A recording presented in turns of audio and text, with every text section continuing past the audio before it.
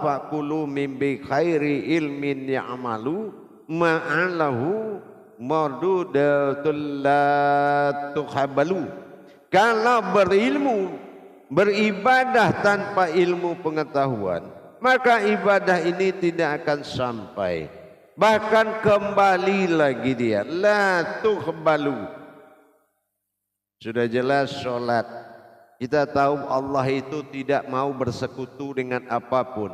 Nah, kenapa kita tidak belajar mana kodrat diri yang tidak bersekutu dengan Allah? Allah telah jadikan naf-naf, lapisan-lapisan diri sebagai bekal untuk menghadap di dalam ibadah, sebagai bekal untuk menghadap dalam ilmu, sebagai bekal dalam menghadap dalam iman, sebagai bekal dalam menghadap dalam akal, sebagai bekal dalam menghadap dalam akidah, sebagai bekal dalam menghadap dalam akhlak. Semua Allah di dalam prasangka umatnya sendiri. Jadi kita mau tidak mau, kita harus memiliki pengalaman hakiki kepada Allah Subhanahu wa ta'ala. Itu contoh sholat. Apalagi kita percontohkan seperti berzikir. Ya. Zikir ini kalau kita tidak paham apa kodrat yang berzikir, siapa yang duduk, siapa yang beribadah, kemana zikir ini terarah. Ini kalau hakikat kodrat ajas kita tidak memenuhi syarat, maka pintu mata batin kita juga ditutup oleh Allah Subhanahu wa ta'ala. Akhirnya jatuh lagi ke amaliyah. Nah, tidak pernah sampai tujuan kepada marhalah muqarabah, yaitu perbuatan rohani yang dilakukan oleh rohani. Ini tidak pernah sampai terjadi. Ya, contohnya kita melaksanakan rakaat. Rakaat kita hafal, tapi rukunnya apa yang terkandung di dalam rakaat tadi kita tidak mengenal. Maka akhirnya juga tidak sampai kepada Allah. Jamaah yang dirahmati Allah rahimakumullah. Kalau kita tidak utamakan menyelesaikan hakikat sholat dalam hidup kita, apa arti semua itu dikaji? Apa arti semua pengajian kita pelajari kalau sholat aja kita nggak bisa? Arti nggak bisa itu apa? Allah katakan al-ahadun al-ma'budu al-wahidun.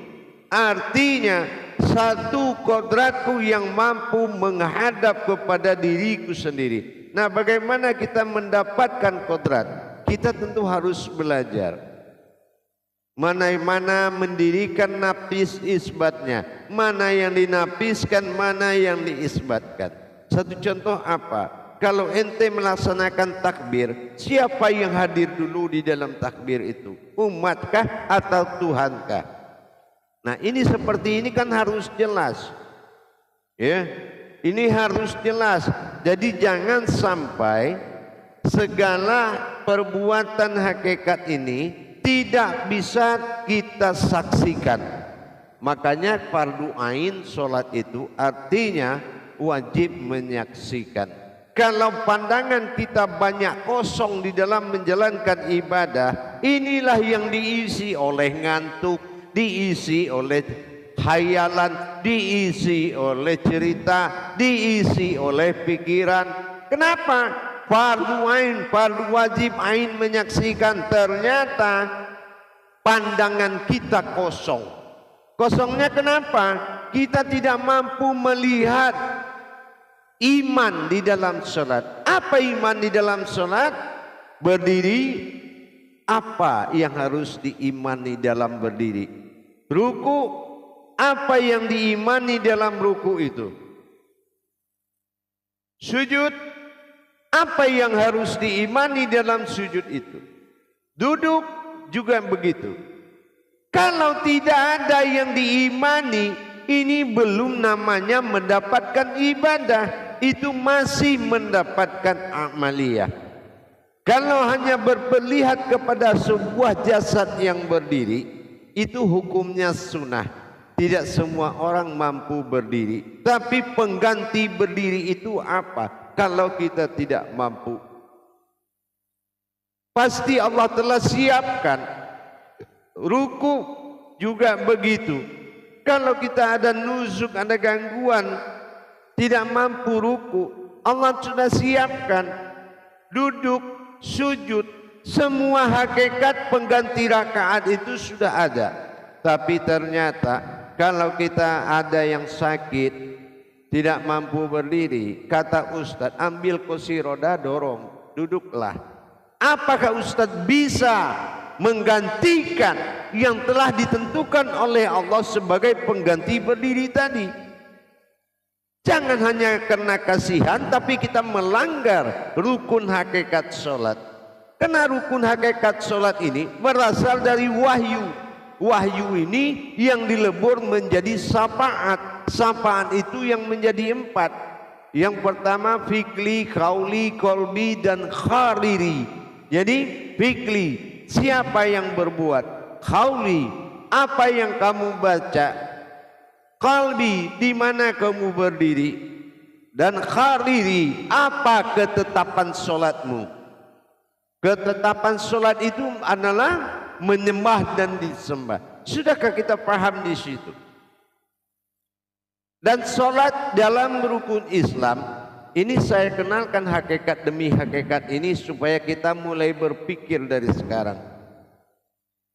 Kita lihat dalam rukun Islam, solat ini nomor 1 apa nomor 2? Nomor 2. Betul? 2. Nah, kalau memang wajib, kenapa enggak nomor 1?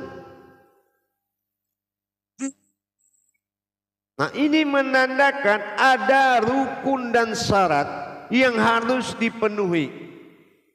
Pertama, harus jelas dulu tauhid diri kita.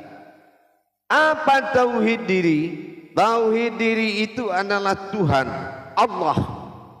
Sudahkah kita syahadat menyatu, syahadah langsung ahad menjadi satu?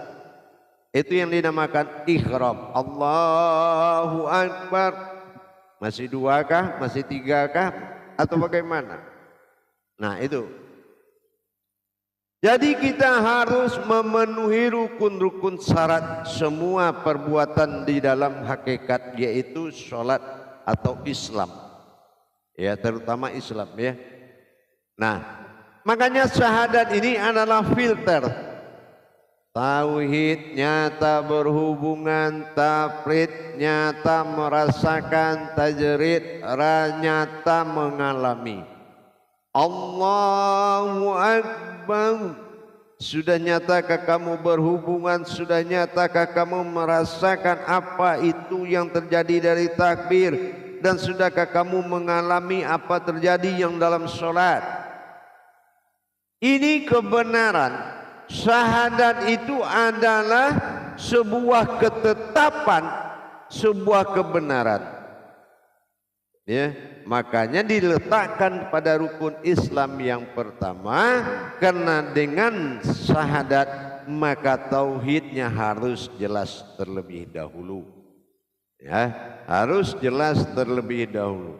Kalau kita mengatakan asyhadu an la ilaha illallah, tidak ada Tuhan selain Allah. Apa sudah menjadi Tuhankah Allah itu bagi dirimu dengan kalimat itu? Kalau belum, berarti kamu harus belajar bagaimana dengan kalimat itu. Nyatalah Allah sebagai Tuhan di dirimu. Allah memang Tuhan, tetapi belum tentu Tuhan bagi orang yang tidak bisa menyembahnya. Kalau tidak bisa menyembah Dia, bagaimana Dia bisa jadi Tuhan? Nah, maka ini dikatakan harus kita jalankan rukun-rukun hakikat ini. Kalau tauhid ini, asyhadu an la ilaha illallah, sama kayak ijab qabul, ya, ijab qabul atau berhubungan.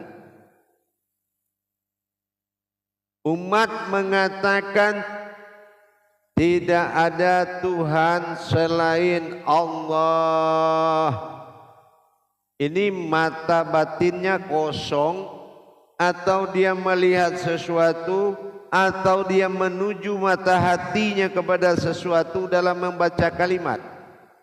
Sudahkah begitu? Dan disebut lagi dengan wa asyhadu anna Muhammadar Rasulullah. Sudahkah dia merasa dilihat dan dipandang sebagai umat? Dari mana munculnya dia sebagai umat, dan dari mana munculnya Allah sebagai Tuhan? Pernahkah mata batin kita menyaksikan perbuatan ayat pada diri kita, atau memang hanya kita membaca saja? Inilah jamaah pentingnya nilai hakikat itu diketahui. Kenapa? Rasul bilang syariatul hulul hakikah. Kujadikan syariat itu untuk menuju hakikat. Hakikatul hulul tariqah. Aku jadikan rasa atau hakikat atau tujuan itu untuk dijalankan. Nah, maka tariqatul alal ma'rifah. Kujadikan jalan untuk menujuku. Jadi tidak ada perpisahan dari rukun yang makom yang 4 tadi. Oh, orang syariat beda sholatnya, biarlah dia orang hakikat. Tidak ada hubungan dalam perpisahan itu. Syariat tidak akan ada syariat kalau tidak ada dulu hakikat. Kalau tidak ada hakikat, bagaimana dia mendapatkan sejarah, dari mana asal usulnya tangan itu diangkat menjadi takbir? Banyak orang mengangkat tangan belum tentu namanya takbir. Ada orang mengangkat tangan atas nama takbir. Ini di mana perbedaan? Kalau dikaji namanya hakikat. Gitu jemaah. Ya, tapi banyak yang tidak mengakui adanya hakikat, padahal yang dia lakukan itu dari hakikat. Nah, hakikat adalah hulul tariqah. Nah, ini menuju jalan. Sudahkah kita melihat mana jalan kepada Allah di dalam solat kita?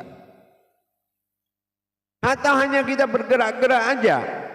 Tubuh itu bukan suatu perjalanan. Din, Islam itu din jemaah. Dal alif nun. Dal itu perjalanan, alif itu wujud Tuhan, nun itu hayat diri kita. Bagaimana kita memperjalankan hayat diri kita menuju Tuhan? Tajali namanya. Makanya dampak dari Islam itu tidak menyentuh ke diri kita. Apa dampaknya? Dampaknya ada 3. Kalau benar yang kita lakukan di dalam Islam ini ada 3. Pertama, yauma wulitu. Artinya apa? Diselamatkan kehidupan kita. Yang kedua, yauma mumitu. Diselamatkan kematian kita. Yang ketiga, yauma absawaya. Diselamatkan kita bertemu dengan Tuhan kita Allah. Tapi nyatanya apa? Allah tidak merespon perbuatan ibadah kita. Mau tahu buktinya Allah tidak merespon? Apapun yang dijanjikan Allah di dalam salat, hayya 'alal falah, apa? Capailah kemenangan, keberhasilan. Dari apa? Hayya 'alal shalah. Mendirikan salat dengan mengerjakan sembahyang itu enggak sama. Ikamatis sholah dengan ifa'alus sholah, mendirikan dengan mengerjakan, itu enggak sama jamaah. Akhirnya Allah tidak merespon. Azan, Allahu Akbar, Allahu Akbar. Oh, sudah masuk waktu. Pandangannya masih beramaliyah. Padahal kalau dia tahu 2 kali diulang-ulang azan dan ditutup satu kali dengan syahadat la ilaha illallah. Kenapa satu? Yang dua-dua itu tauhidin, perhubungan wujud Tuhan dengan umat. Tapi yang satu terakhir itu namanya tauhudun, menyatu. Satu, la ilaha illallah. Sudah kelihatan mana diri, mana Tuhan. Satu wujud dalam kalimat la ilaha illallah. Barulah kita pecah jadi dua di iqomat. Nah, itu yang didirikan. Kalau kita baca iqomat sudah berdiri imamnya belum? Kalau kita baca iqomat sudah terbentuk jamaahnya belum? Dan kenapa di masjid imam tidak boleh iqomat? Apa hakikat iqomat? Karena iqomat mendirikan imam dengan hayya 'alas shalah dan mendirikan jamaah dengan hayya 'alal falah. Nah, bagaimana kita bisa memahami itu lebih dalam lagi? Tentunya dengan kita belajar.